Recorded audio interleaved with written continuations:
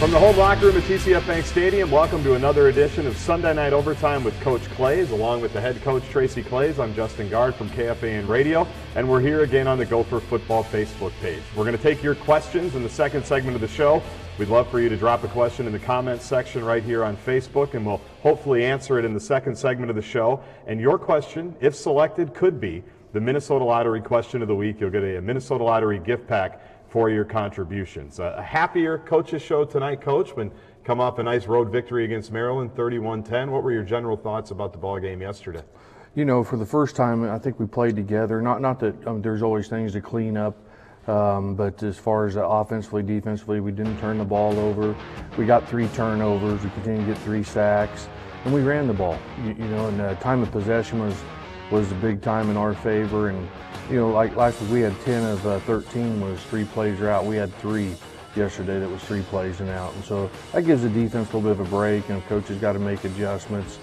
And then with Connor, you know, he's very effective in managing the game, and you know, both our backs got about 20 touches apiece, and the offensive line played better. And so anytime you go on the road, it's hard to win, and backup quarterback, and I just thought we managed the game awfully well as a team. It felt from our standpoint on the sidelines in the second half that you were wearing them down a lot, and at some point something was going to break. It obviously did with Rodney's 70-yard-plus touchdown run, but that was obviously the game plan, right? That you wanted to be physical up front, you wanted to pound them and wear them down, and I think Shannon had 22 carries, Rodney had 18, so you basically hit 40 for the 2 of them. That was the plan? Yeah, get around that area, and then with Connor to do some things that he does well. But you know, he works awfully hard. That last long play by Rodney, he checked that and switched it over to get us into a good play, and Rodney got it over with. So I was pleased with him, the way that he played. Offensively, line-wise, we still got some things to correct, but we played much better. We finished off more blocks. And then once Garrison got her, we pulled back the reins a little bit and played it pretty safe with 3 scores in the second half the way we were playing defensively. How do you determine which back is going to be in the game? Is it a series-by-series thing? Is it if one guy's tired, the other guy's fresh? Obviously, it was split pretty evenly yesterday. Yeah, I think more of it goes down to, you know, when they're tired and when they're fresh to get them in and out. And you know, they've done a great job of communicating with that and playing together. And so, you know, but we played a lot more plays with both of them on the field too. Rodney, we did a few things with him in the passing game, running a couple routes and got a big first down off of it. So the more they're there and healthy, the more we'll try to do with both of them. Maryland came in wanting to run the ball like you guys. You did not really allow for that to happen. The quarterback, I think you called him a water bug in our halftime and post-game interview. Same with the running back. How were you able to kind of keep those guys reined in? Well, you know, we did a good job of just making sure leverage-wise. Coach Salvell, they played a couple more of the smaller guys that run a little bit better, and we were able to make him always go back up inside where there was help. There's one time, like I say in the game, he got out there late, and Demarius Travis made a great tackle on him. But they're not the biggest team, but they're extremely athletic, and the no-huddle stuff, I thought our kids handled that awfully well for the first time. You had about a week to prepare Connor, as we find out on Tuesday when you come back to practice that Mitch is going to be unavailable. He told me after the game that he thought everybody, including Coach Jay and everybody, did a good job of really not making a big deal about it and just saying, you're the next guy up, you're going to be our quarterback. That being said, I'm sure you do have to do a few things differently when you have a 5th-year quarterback as opposed to a guy who hasn't played in a handful of years. Yeah. How were you able to set up the game plan to really put Connor in good spots and make it easier for him? Yeah, well, you know, one thing that helped us was back in the spring when Mitch didn't practice, so Connor got an awful lot of reps, and him and Demery, and so it gave Coach Johnson a chance to find out what his strong points in that were. And you're right, you know, we didn't say a lot about it, and the offense went together, putting together, not to ask him to do too much, and we felt like we could run the ball a little bit more, and you know, he made a couple good throws there. There's really only one that we didn't care for that he made, but the rest of them, we thought he threw the ball to the right spots, and so, but yeah, each week, whenever there's injuries, I say you got to play to those kids' strengths. Even if you got to adjust something, you just can't ask kids to do something they can't do in a game. And you know, and named him team captain for a game because I think that's important. He was the one in charge and needed to lead us. A reminder to get your Facebook questions in the comments section. We'll get to those after Sights and Sound on the show here in a minute. But let's get to our Twitter questions now, solicited from earlier in the day. Gopher 9 coach wants to talk about the offensive line. Curious if you have the grades, so to speak, which offensive linemen have been grading out the highest so far this season? You know, Bart does most of the grading, and after the games, we meet as a staff. We just go around the table and talk about each position a little bit, and you know, I don't know how other head coaches do it, but I don't make people play certain people and tell them who to play. They're in the meetings with them, and I guess they know their job depends on it, and I just can't think they wouldn't play the best people to give them a chance to be successful, you know. And so it's more of a pass-fail system than anything else. You're not worried about percentages. There's a certain percentage where you're good enough to go in there. Yeah, and we get the percentages in that. But I know that he's awfully happy with Jared Weiler. Had played awfully well, has the last couple weeks when he's been in there. Jonah was playing at an awfully high level when he was playing.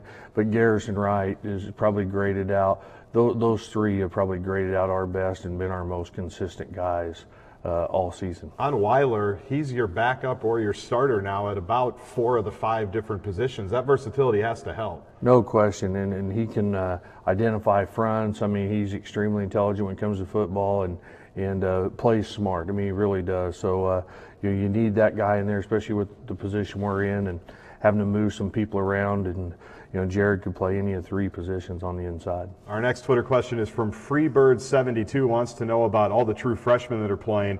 Does that help recruiting when you can go to high school kids and say, look at all the true freshmen that we have playing right now? Yeah, I think it does. You know, kids want to play right away, and a lot of that comes down to, again, the strength. You know, a lot of kids come in and don't quite have the strength to play, and when you do that, you're going to get somebody hurt. But the kids we put in there, they have the strength to play, and they have the skill to play. And the hard thing is about this time of year, you know, they run into a little bit of a wall. Sure. Because high school ball, they're thinking, oh, they only got 2 or 3 games left, and they're not used to doing something 6 out of 7 days of the week, and so you got to give them little pep talks here to get them through the early part. You know, once it gets towards game day, everybody likes that, but you got to make sure those freshmen don't hit those walls early in the week and do the work that they need to do. I would think that it especially helps when local freshmen show up and play right away, because all these kids know each other, basically. Yeah. So when Tyler Johnson's playing a lot, Kamal Martin, Carter Coughlin, Antoine Winfield, technically local. Right. But that has to help as well when you can go into these high schools and they know that these kids are down here with you and they're getting minutes. No question, it does. And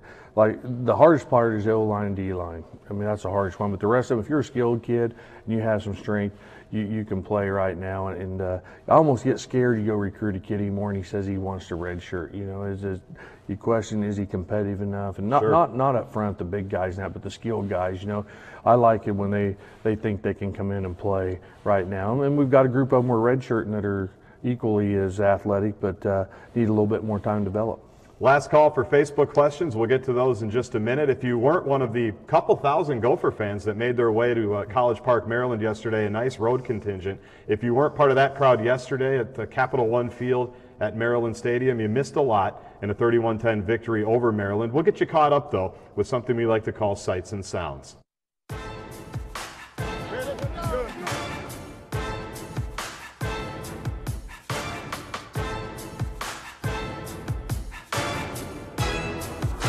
Punt with a good return man likely. Takes to the 15, and he is hit hard by Chenault. Leveled him right there at the 15. Good spiraling high kick, fair catch this time by Likely. He fumbled the football. The Gophers have it at the 14-yard line. Straight handoff to Smith. Hasrill gone off to the races. 40, 50, 40. Breaks that tackle. 30, 20. Touchdown, Minnesota Golden Gophers. Set up a little middle screen ball is tipped, picked off. Minnesota may get a pick 6 here. Down the sideline for the Gophers is Antoine Winfield Jr. 30, 20, 10. The freshman has a touchdown, and the Gophers have put the game away.